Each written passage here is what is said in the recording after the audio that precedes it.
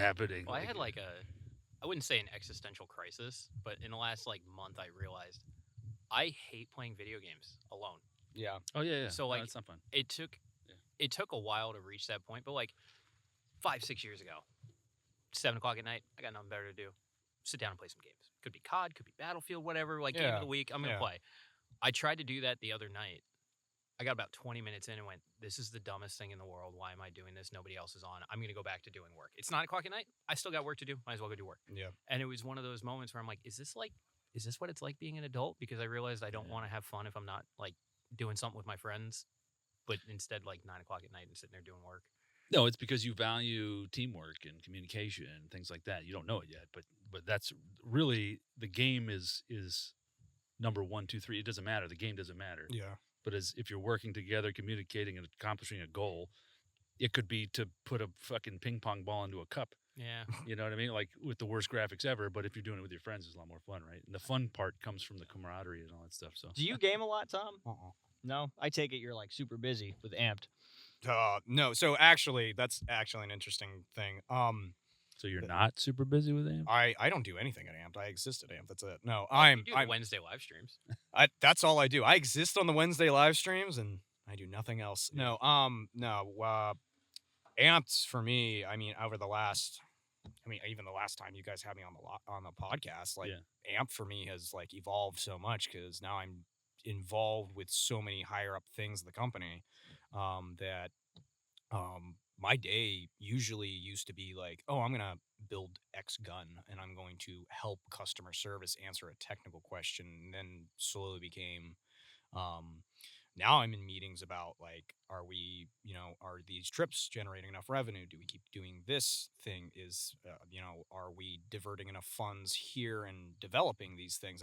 It's very weird, the conversations we're now having at Amped. Mm-hmm. Because like a year ago, like a year or two ago, we boomed during COVID, and we boomed so much that we started to have to get really organized with our numbers. Yeah. And now we have to have meetings about the numbers, and like I'm getting very boring talking right now, but no, you're not. It's very weird to me because like my wife has been great for me because like I'll come home and I'm like, oh, we had this meeting today, and she's like, stop talking. Yeah. Go do some other thing. You're going to put your phone down because, like, that's going to happen tomorrow at work.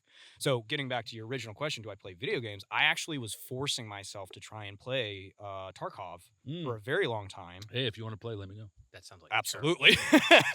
But, like, I literally was forcing myself to play video games because I needed something to just detach from. But, like, I don't know, video games aren't the same that they were for me when I was growing up. Because, like, you guys were talking about, like, you would meet your friends on Xbox 360 and, you would try and play Call of Duty with them, and it would be fun because they're all at the same time. Now it's like, you're adults, but you're Dave, you're up in New York. You guys are up in New York. I have Ian over in, like, Philadelphia, and I literally said to him one night, I'm, like, forcing myself to play video games. He's like, well, me and the Grimnir guys are, playing Ready or Not tonight if you want to come on. I was like, this fucking guy. Hold on. I'm going to defend Ian for a second. He did play Arma with us. Yeah, once. Like twice. Okay, twice. Yeah. Dave is hurt. He was trying to help me. No, it was. Oh, my God. Your son's bedtime. Guy. This guy. Jeez. I forgot to tell my phone that I'm staying for the night game, and it told me to leave work. Wow, okay, that was very on topic. Got a phone. Do we want to talk about that one text? Which one text? The one from your wife to me. Oh, man. Yeah, I forgot what the text was, but I remember it was funny. What was it? So one random day, it took me a week to realize she sent it to me. We were late at the shop working, and she got so frustrated with it, she messaged me and was like, can you tell Anthony to come home, please? Like, no. If I don't set alarms, I'll stay there till after midnight working on guns because I'm just, like, so oriented towards just finishing things. You're in the workflow. But like I wouldn't even call it a workflow. It just gets flow state is a thing. Flow state is when you're working at your most efficient and highest focus. But when it gets so late in the night, I'm just like I have the mentality of like I should be wrapping up soon. Yes. So I'm not just like doing things with full intention. Yeah. but I also refuse to make mistakes. So there's just a lot of pussyfooting around getting certain things done. Yeah. So it's just best for me to go home, get sleep. No, you're not wrong. Come back the next day and actually just have a fresh mindset. I get it. My wife makes my schedule now. So Yep. she's a stay-at-home mom now. I get to let her do that. Thank God. If we do anything socially, it's my wife is like, hey, so this thing is happening next week, and I'm like, and I'm not on a event, right? And she's like, I checked, you're not, and you're doing this thing, and you have no option. I'm like, cool, I'll socialize for once. I'm like, cool, I don't have friends unless you involve my friends with me. So, hello, fellow humans, I am here to socialize. Hi, I'm not an airsofter for a moment. We have a calendar on the side of our fridge, and my girlfriend, like, literally a month ahead. She's probably 3 months ahead in her head, but yeah, she like lists everything out, and it's all color coordinated, so I know like what like. Okay, that's a Cameron thing. I don't have to worry about that. This is an us thing. She puts the night games. She put it because I forget. I mean, the brain is going in 7 different directions at any one given time. And so like I forget night games all the time. I'm always like, fuck, there's a night game. Like, yeah, shit. Yeah. But you're set to go home like at a certain time on a Saturday. Oh no. Okay. Oh no. Oh no. Okay. This is what I'm bad at. Well, I used to be really bad at. I would stay here late doing all sorts of shit out there, and we'd stay here till midnight. And well, we also used to hang out and like barbecue and shit like that, but different time.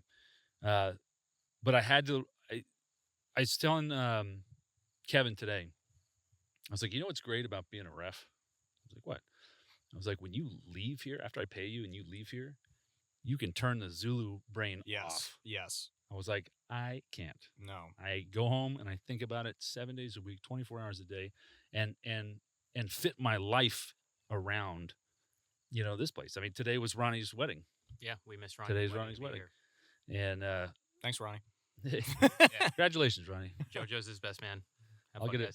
There'll be a check waiting for him. You'll be all right. Yeah, actually, the wedding's happening right now. Yep. And so it's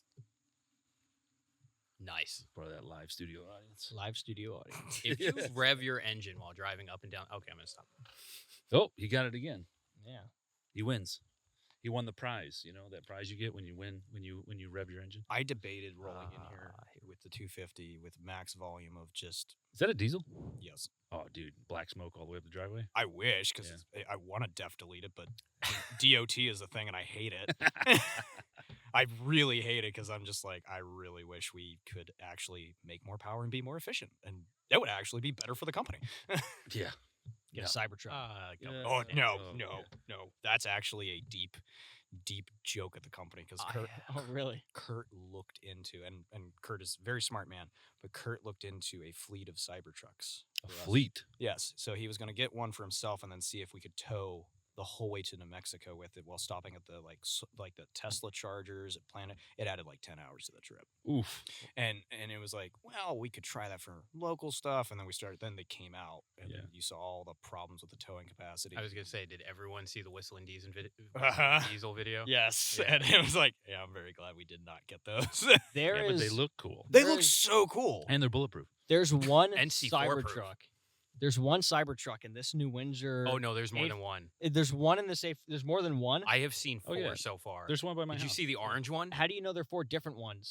No, I'm talking about one glitch specific has made one. its way around. There is one Cybertruck in this area that is just covered in. I've seen that one. Like art, like it's like a campaign sign for. Well, yeah, it's the most American thing I've seen in a long time. So Daniel Tosh made a joke a long time ago, and he said, when you put a bumper sticker on your car, from the perspective of somebody else looking at it, it doesn't matter what the words say on your bumper sticker. It reads, "I'm poor." That's really similar to something someone told me one time. This might be a little over the line.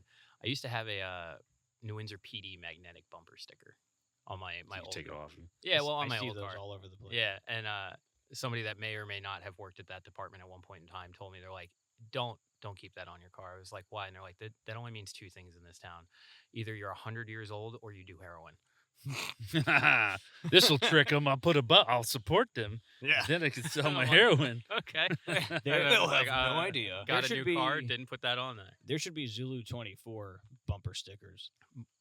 But like it can't just be the logo. It has to be like, hey, there's an airsoft field around here. So anybody driving behind you in traffic who's heard of airsoft would be like, wait, there's one around here. Wait. So I thought about it in the term of like, Ugh. we're gonna talk about my personality. I drive a Jeep. I thought about getting a tire carrier or like a tire cover because I have the spare tire on the back. That was just like, what is Zulu Outdoor or like the ZuluOutdoor.com, like stuff like that. Yeah.